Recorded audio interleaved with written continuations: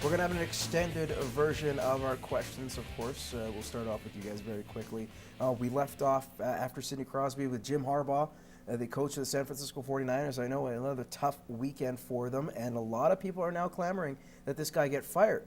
Here's the interesting thing. Do you think he'll get fired, or do you think they're going to hold him, wait till the offseason, and trade him because he has a year in his contract and you could trade coaches? What would be the better option? You can trade coaches. I love it. Trade coaches. I would trade him for a pick. Get something. Trade him to Oakland. That's what people are saying. Trade him to Oakland? Yeah, No, Oakland will give you no. anything. Yeah. They will give you the farm. They should keep him. Leave him in the lineup. I mean, anybody can lose one game, and it's NFL, right? But you lose to Oakland. The worst team, Kansas right? City Oakland. lost to Oakland. Yeah. Yeah.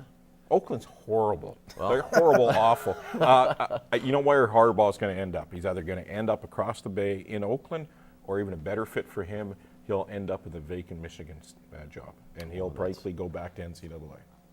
Where his alma mater is. Exactly. Okay. It could go. Yeah. All right, well, we got that covered. Now I want you to cover this, Scott. Big news, Canada Cup. What can you say? Val Sweeting, fantastic. Mike McEwen, same thing, both winning in the respective groups. Now you look at these two great young talents. Are they going to be the favorites heading into the Scotties and Brier, respectively, next year?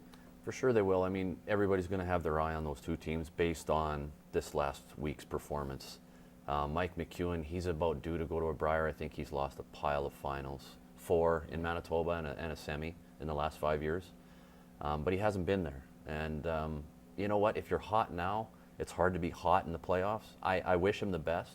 I've curled against Mike in the past. You know, they're a tremendous team.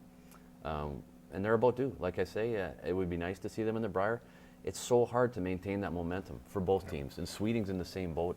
You can't help but love Val Sweeting and her team and what they bring to the rink. They're good for the sport. They have that enthusiasm. They play the game because they love it, and it shows in every shot they make. They're just fantastic. Yeah, and Manitoba's such a hard province to win in. You still got stout and kicking around. That's right. You know, it's Manitoba, Alberta, BC, the 3 hardest provinces, and of course Saskatchewan too. So anybody coming out of the West is always tough. And for him, yeah, he's curling great here in the month of December, but he has to do that a few months down the road to get to the Brier. Very quickly, we can wrap this up. Curling, Canada Cup. They're saying that it could supplant the Brier as the most popular venue, most popular curling event of the season. Do you agree with that, Scott? They're still trying to twist the tradition of the Brier to be something else. Yeah. It doesn't sit well with me.